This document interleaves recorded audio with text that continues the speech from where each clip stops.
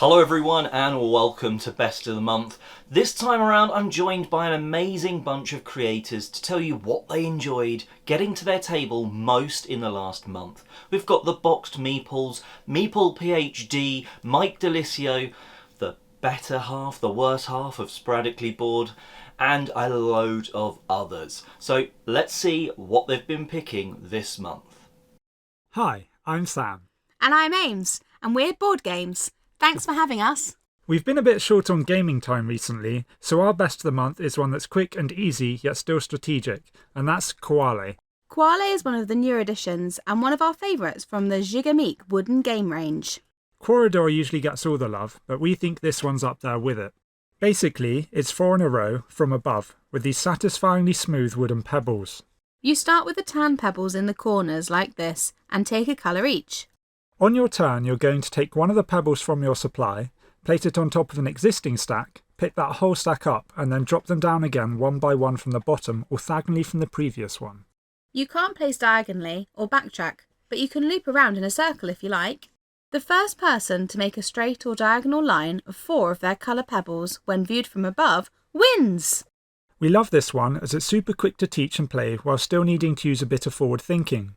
We actually took the giant version of this to a local Comic-Con, and it was great to have something nice and tactile for people of all ages to try out that could grab your attention whether you're a gamer or not. As with most of the games in this range, it's pretty portable. Just pick up the board and chuck the pieces in the bag. They actually make mini versions too. You can't beat the giant ones though, there's just something satisfying about them. The only problem with them is they're not as easy to take to the pub. So yeah, that's Koale. Board Games Best of the Month. See you next time maybe. Hi, I'm Josh from the YouTube channel Joshyaks, where I talk primarily about hobby-related topics such as board games and books. And my favorite game that I played in October that I haven't talked about in a previous Best of the Month video was Railways of Europe. Now, I really enjoy train games. Not only are trains themselves inherently cool, but there's something about the mechanism mashup of route building plus pick up and deliver that really appeals to me a lot. So, Railways of Europe is an expansion for a game called Railways of the World, which was designed by Martin Wallace and Glenn Drover. Railways of the Europe was just designed by Glenn Drover, apparently. But way back in 2005, I picked up Railways of the World when it was still called Railroad Tycoon, and it quickly became one of my favorite games of all time. And as the years went by, I picked up one expansion after another, and just enjoyed it a ton. But eventually I had so many expansions that the game got so bloated and humongous that ultimately I decided, you know what, I think I'm just going to sell all this off and pick up the very stripped down version called Steam that was first designed in 2009. Now, I did end up trying Steam on Steam in digital format on my computer and realized, okay, I do really enjoy what Steam is doing here, but I think I still actually enjoy Railways of the World more, so I kind of ultimately regretted having sold that. Fortunately, my primary gaming friend owns a couple of the expansions. We played Railways of Mexico in September, and then, like I said, we played Railways of Europe in October. Both of those particular expansions are good for playing with a small player count, so with just the 2 of us, it worked really well. Even though Railways of Europe is more of a medium-sized map, we found the way that the cities are laid out around the map really forces players to compete from the center and work from the center outwards. So there's still a fair bit of interaction for 2 players. It's a game I enjoy a ton. I was really happy to get back to this old favorite. Any train game that has Martin Wallace's and or Glenn Drover's name on it, I am immediately interested in, but I'm happy to play pretty much any train game out there. I'll even go so far as to play Ticket to Ride if we're playing the Marklin edition, because at least then I can transport passengers on my train lines. Well, we better keep chugging along with the next contributor here, and I'll see you next month. Cheers. Hi, I'm Libby, this is Julian, and together we are Boxed Meeples. And of course, we're talking about our favourite games in October. I did go to Essen, so there was a few that I played. But what was your choice this month? Well, I got very excited about Overboss again. Overboss Duel is on Horizon, so I thought I'd get back into this one, and I forgot how much I absolutely loved this game. So this is basically a tile placement game where each turn you're choosing both a dungeon tile and a little token. And where you place these on your board will affect different scoring conditions. Each different dungeon has a different way of scoring, and where you place those little tokens also affects the endgame score. scoring. If you want to take up a stage, there's also unique boss abilities, and you'll get extra points at the end for chaining different tokens together and keeping like for like in a row, and also, even better, keeping people onto their preferred dungeon board. Now, this game is really good at 4-player. It's really good at solo player as well. I really enjoy playing it solo, which is why I've played it, I think, 14 times this month. Golly gosh. But I also think it's really good at 2-player, which kind of does make me question the need for Overboss Duel. But if that makes the 2-player game even better, then that's fantastic for me. And to be honest, if they just include new dungeon tiles I can use in a solo game, I'll be happy with that. I absolutely love the game Boss Monster. This was a kind of spiritual successor, and I think this is even better a game. Can't get enough of this game at the moment. Well, for me, as I said at the beginning, I did go to Essen. There were a few great games that I played there, one of which was Astro Navigators, which we played again here. We have got our 5 reasons to like on the channel of that. So because that was so recent, I thought I'd pick something else. And I have gone with White Castle, which was released at Essen and is a fantastic game. We've played it at 2 mainly, and it's just so quick and snappy, but it's also so crunchy. You have 9 moves each in this game, and you're getting to place 3 different types of characters using dice placement to allow you to put them on the board, and they're all doing different things, getting you different types of bonuses or allowing you to gather resources and things like that. So working out the best way of doing that with what's available is tricky in 9 turns, but it looks glorious on the board. The bridges are lovely, and I love the way the bridges actually work with the dice, the way they sort of, the dice in the middle fall off either the bottom end or the top side as to whether they're going to give you a bonus or not. And if there's dice left on the bridges at the end of the round, then any of your gardeners there are going to benefit from that. And I really love that element of this game as well. Yeah, so this is really just right up our street, and I think it gives you all that bite that you want, but because it's such a quick play, we can get it to the table on a weeknight evening and things like that. It doesn't feel like, oh gosh, are we going to manage to table the game that I really want to play, whereas this gives you it all in this lovely small box. I really love the game Red Cathedral, and this is kind of the spiritual success of that, and I think an even better game. Yes. I want to talk to you about one of my newest favorite Euro game, and that is Grand Austria Hotel. I've been so excited to get to play this game, and it made me realize that I cannot do everything. I can't. This game, if you forget things, it's going to punish you, and if you try to do everything, you're not going to succeed. You are trying to gather people into your hotel. You're going to feed them, and you're going to send them upstairs. The higher up you send them into a room, the more points you're going to get. If you can get blocks of rooms filled up, you're going to get points or money or the Empire track. This is a dice action game. So different areas of the action board correspond to different pips on the dice. Everybody gets 2 turns on a round.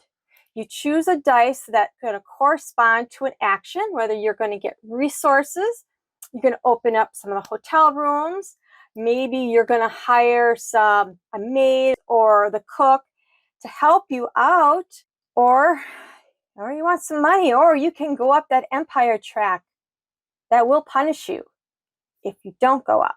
Each round you have to go so far up the track, because when you get to the 3rd round, you're going to have to, it bumps you back down. If it bumps you back down too far, then you get punished. If you get up just a little bit, nothing happens to you, which is cool. Cool if nothing happens to you. And then if you're up further, then you get some benefits. But I'm telling you, it's not an easy one. It's not an easy one to fill up that hotel, get the points from gathering people in certain blocks. You want to get the people that are really worth a lot of points. You want those prestigious people in your hotel. And there's end game goals. There's 3 end game goals. So just try it. Try to meet all 3 end game goals.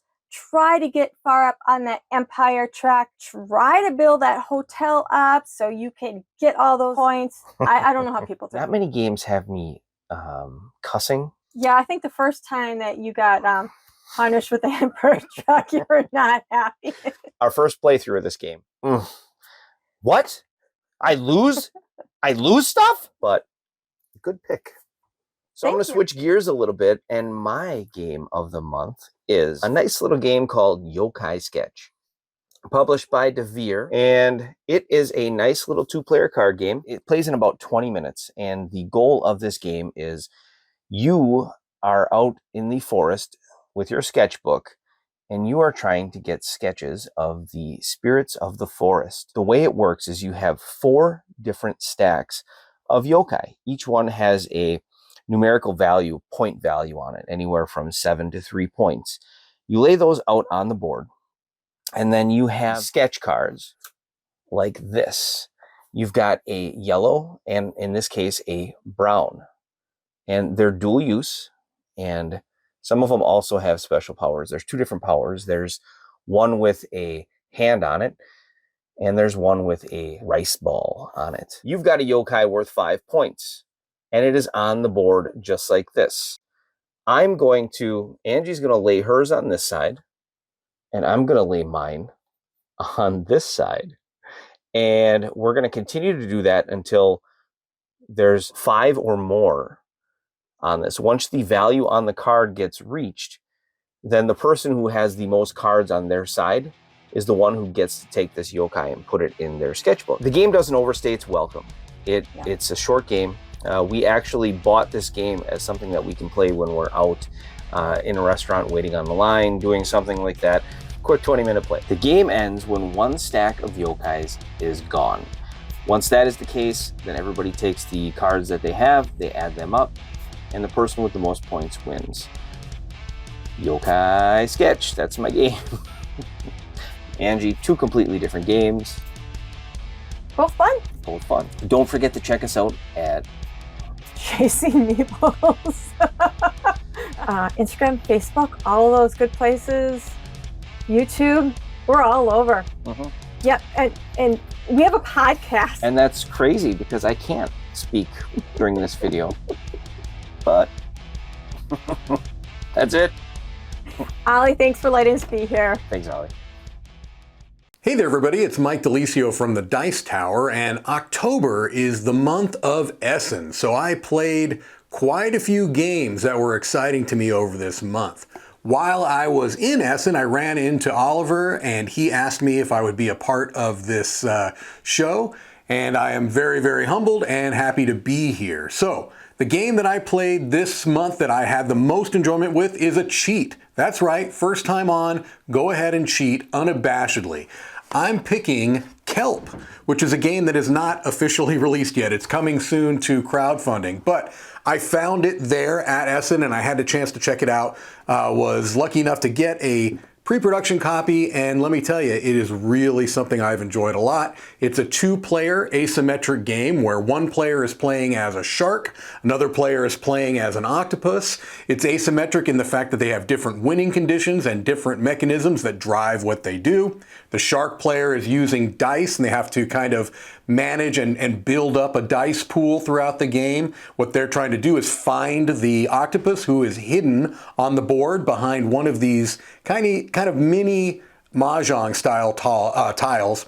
And so sometimes the octopus has to reveal itself to try to eat food, which is its winning condition, it's eating 4 food. And the shark wins if it catches the octopus and is able to beat it in a final battle. So very clever, not too hard to teach, which is great for an asymmetric game. The look of it is spectacular art by Weberson Santiago, and even in this pre-production prototype, the components are quite nice, so I can't wait to see what they'll be in the final version, but really, really something I've enjoyed. That is Kelp. And for some reason, my video cut off abruptly, no idea why, but let me just close out by saying that I'm very happy to have been asked to be on the show. It was a pleasure, and if you are interested in what I do outside of the Dice Tower, you can punish yourself by checking out the podcast, Sporadically Bored with Mike and Dan, that I do with my irascible co-host, Dan Hughes. Thanks again, everybody. Now, it's a little bit of a cheat for me because it's one of my favourite games, but I haven't been able to get Onitama to the table for many months now, and actually recently I've managed to get it back to the table. There is something so amazing with the design. It's chess-like, if that's your sort of thing, but it's a smaller, much quicker game where the pieces are going to move depending on these cards. So there's 5 cards in each game, and there's a huge deck, certainly when you've got an expansion or two to shuffle, and there's only 5 cards. It's perfect information. I am trying to either get my masterpiece across the board and get it to where yours starts, that's the way of the river, or the way of the stone is to take your master, either with my master or one of the students that I've got. You're doing that by playing these movement cards, but when you use a movement card, you have to pass it on, and your opponent will get that movement in a turn. Now, from one game to another, it can be completely different because of these cards. In one game, hang on, there's no direct forward movement. It's all diagonals and big jumps or sideward jumps. In the next, maybe there's something that leaps you forward. There's not much movement to the left, so actually that one card that allows you to move left or maybe cover off a bit of the left so they can't sneak round, well, maybe that card's the one that's really important. Do you hold on to one of these cards so it's like, right, if I don't play this card, you're never going to have the option to do this move, but then you're always reliant on what is passed to you. It's just a fantastic game. I'd highly recommend it. It is only 2 players, but if you're someone that likes the idea of chess, but you know there's a lot to go on in chess, this is a fantastic quick game. That's Onitama. Cannot recommend it more, and I've really enjoyed getting it back to the table this month. Now on with some more creators. Hey gamers, it's Frenchy from FrenchyPlaysGames. Hope you're doing well. A toast of coffee to you all as I get ready to talk to you about my best of the month heading into this month. So what is Frenchy's game that he's putting forth this time? It is actually this game right here, Dune Imperium. Dune Imperium is a worker placement deck building game published by Direwolf Studios, and it's a game of battle for the planet Arrakis set in the Dune universe from the movies, and also started by the author Frank Herbert back in the 60s. Very, very popular IP, and there's been a number of games set in that. This is one that's been pretty much the most highest rated and one of my favorite. So what Dune Imperium is, it's a worker placement game in which players vie for control of the planet Arrakis and vying for victory points, doing a number of different things. First of all, each player is going to get a leader card, which is going to be based on one of the characters set in the Dune universe. That'll give them a static ability and an ability when they play a signet ring card that they'll be able to use if they play that card. Players start off with the same deck of cards, identical 10 cards. And then what players will do is they will have 2 agents and another agent on the board that they can activate later in the game if they choose to have a 3rd agent. Players will go through the game in a variety of turns. So what they'll do is they'll do an agent action. So on the cards they have in their hand, they'll play a card down, and then there's symbols on the card, and that card will allow them to go ahead, based on the symbols on the board, to place their agent in one of those areas, worker spots, in which those symbols match up. And so in doing that, they will also be able to get different resources. They may be able to get troops, which they can go ahead and deploy onto the planet Arrakis for combat, which we'll talk about in a little bit. They can get different resources such as water, spice, or slurry, which is the currency. They may be able to get intrigue cards, which they can use anytime during their turn or during the combat phase or for endgame scoring. They can go ahead and move up the influence track with the 4 different factions, which are the Fremen, the Bene Gesserit, the Spacing Guild, and the Emperor. And in so doing, not only are they getting resources, but they can also get victory points. And then if they get towards the top of the track, they will get an alliance disc that they can keep for a victory point. But if somebody passes them at that top part of the track, that person will go ahead and grab that alliance token, and they will gain the victory point. The person who lost it has to back down their victory point. There's also an area for a mentat, which you can go ahead and get a mentat as an extra agent for that turn. And so players are going to be placing on their agent turn based on the cards, getting resources and putting their agents in different positions. When they're done placing their agents, what they're going to do is they're going to go into a reveal phase. Now the reveal phase are the remaining cards in their hand.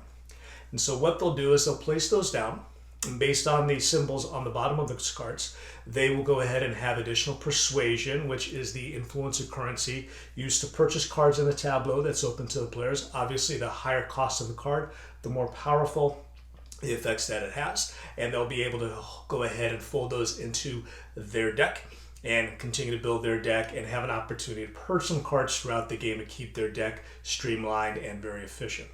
Then they'll also look at the swords on the bottom of the cards and then be able to move up on the combat track for the conflict phase to come, however many swords they have, plus also move up based on the number of troops they have on the board too. Once all the players have done their reveal turn, then they're going to look at the combat strength and then go through a combat phase in which, starting with the start player, everyone will opt to go ahead and play combat cards. And once every player has passed in that, the player that has the biggest or most strength will be the winner and take the first place reward of the combat, and then second and third, and then there's mitigations for ties and everything. But once that's done, then players will go ahead and populate the board with spice. If there's certain spaces that did not have an agent on there, that means those are undisturbed, so the worms will continue to make spice. And then they'll reset the board and then go again. Now the conflict deck is pretty interesting because that's the game timer. So the game timer is 10 conflict cards. So each round you're turning up one, and so the game will definitely go for 10 rounds. And then that game will end and go through a scoring effect. The game can end a little earlier. Should a player hit 10 victory points prior to that, then that'll go ahead and trigger the end game. And the player that has the most victory points either at the end of round 10 or at the round in which 10 points has been triggered will be the victor. So why does Frenchy like this game? Well, I like this game because it really derives, even though it's worker placement and deck building, it really derives its sweet spot from the conflict, because you have to be able to go ahead and figure out when do you deploy troops and maximize the time you're going to go ahead and go into conflict, because you cannot win the game unless you're in the conflict. So this is a game for those people who are conflict averse, probably it's not going to be the right fit for you. But in doing this conflict mechanism, what you're going to do is you're going to look to figure out, well, I'm going to save my troops here because the rewards for this conflict, they're not as beneficial to me, and I'm going to hold off. Or maybe you go ahead and you get those resources earlier, or maybe it's moving up the influence tracks to get a little bit ahead of things and maybe score some points a little bit faster. So there's a lot of different strategies. I've seen this game play out so many different ways in so many different fashions, and that's just from the base game, let alone the expansions that are out too, which really adds a lot more and kind of rebalances some things. But even the base game in itself is very, very, very, very good. And not only is it Frenchy's favorite because of the gameplay, but it's also set in the Dune, the Dune universe, not Dune Imperium universe, but the Dune universe. And with a new movie coming out, it just continues to be for Frenchy the series or the IP that is resonating with him very, very much right now. So that is my pick for this month. Dune Imperium, fantastic worker placement and deck building game. Lots of enjoyment, and I can't wait to continue to play that. So good seeing everybody. Hope you are all doing well. And until next time, have a cup of coffee on me and play nice. Hello, and we're Rolling with Two. I'm Will, and with me as always is the great pumpkin Charlie Brown. Sarah. And it's October. And so our favorite games for October are... Oh, Chroma Mix was my choice for the month. I really enjoyed this game because of the way it uses color theory and the flow of the game. So you get basic cards. You get a basic yellow, a magenta, and a cyan. And they each have one color of that, well, color. And to gain cards in the row, well, you need to combine, mix colors. So to get green, you need a, blue and a yellow. So you have to give up those cards to gain the green card. And as you play these cards, you're also having this neat flow between the tableau in front of you and your hand. And there's times where you're picking cards back up from your tableau, putting them in your hand. So there's this constant flow between that area in your hand and the rows of cards, so nothing's ever stagnant. And the whole thing is you're trying to reach one of the goals that are laid out there. And so it's always trying to figure out, okay, what cards am I going to use this time to get to which goal, and trying to get there first, because whoever reaches one of those goals wins. All right. Well, my favorite game for October was Destinies. This is the big collector's box. So, yeah, that's why it's so big. The reason why I like it so much is the fact that it gives you narrative exploration, and it does it in such a way that's not cumbersome. I've played a number of games that have and feature narrative exploration, but it becomes this, okay, let's search for card 223. All right, got that. Read that. Okay, it leads us to this thing. Or it's like check book number 5. Go here. Paragraph number 6. Okay, here's your options. And it takes you completely out of the narrative. Mm-hmm. This one uses an app, and that's why we were so hesitant on just jumping on board and getting it. But our friends in Ohio kept saying, it's great, it's great, it's great. So I was like, fine.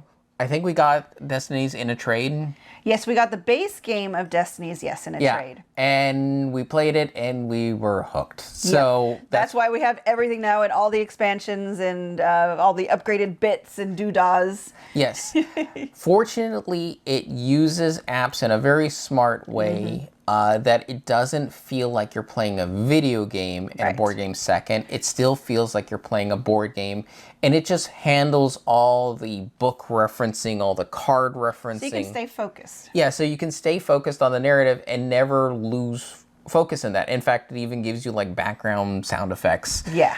Things like that. So it even puts you further into the experience of the narration and having a great experience. Agreed. So hopefully you find any of those interesting, and you can check out our upcoming videos. That one is the reviews and one is the 2-player perspective on accessibility for both those games later on. And they can do that on our YouTube channel at RollingWithTwo. Hopefully that helps. On to the next. Hi, it's Barb, MeeplePhD, and my favorite play for October 2023 is Spellbook. This is a brand new game by Phil Walker Harding, and as soon as I saw it hit the game shelves at my game store, I had to go check it out. He's one of my favorite designers, and I love trying out his new games. This is a game where all of the players are magicians learning different spells. You're going to do this by drawing materia either from a bag or taking it from the altar, and then using those to learn different spells. So the way the game plays is that each player has a set of 7 spells. They're going to be identical across the board. Every player has the same set of 7 spells. But there are different sets that you can choose. There are 3 different sets that are suggested for kind of your first few games. So it's 3 of each of 7 different colors. But then later you can start mixing and matching. On your turn, you're going to have 3 different phases. You're going to have a morning, an afternoon, and a night phase. And with each phase, there is a base action that you can take. Or as you start learning spells, you can replace those base actions with an action on one of your spells. So for example, the morning action, you can always either take 1 materia from the altar or draw 2 from the bag. But you might learn a spell that instead you can discard 1 materia with a certain rune on it and draw 4 from the bag. At midday, you're typically going to be storing some materia on your familiar board, and that's one of the clocks in the game. As soon as someone fills their entire familiar board, you finish the round and the game's over. Similarly, once someone learns all 7 of their spells, the game will end. So there are 2 different clocks in the game, and you have to be paying attention to your opponents and seeing what they're doing. And then at nighttime, the one action that you can always do is learn a spell, and you're going to do that by turning in a material of a certain color in order to learn that color spell. And there are 3 different levels on each spell. If it's an action spell, you can always take whatever level you learned the spell at or anything lower. So you get a lot of different options if you learn it at a higher level, but that can be super hard to do early in the game. So like I said, I've played this a few times this month. I played it at solo, I played it at 2 and at 3. Each game felt a little differently, which I found really interesting. And then each time we mixed up the spells, it felt a little different too. the two different ways to end the game come into play differently. You know, if you've got one set of spells, you might be filling your familiar very quickly and not learning very many spells. In other games, you might be learning the spells fairly quickly and don't get a chance to fill up your familiar board. So I really enjoy how different this game feels every time we play it. And I'm looking forward to exploring more of the combinations of the different spells. So that has been my favorite play for October. It's thematic too. We're magicians, right, for Halloween. You can take a look for me elsewhere on the internet. I am MeeplePhD on Instagram and X and YouTube. Otherwise, I will see you next month. And that about wraps us up this month. I hope you've really enjoyed the range of creators. As always, their links will be in the description box down below, so you can go and check them out, share the love and subscribe to them, etc. Watch, listen to whatever they're putting out, because it's all good stuff. And until next month, well, have a great month gaming.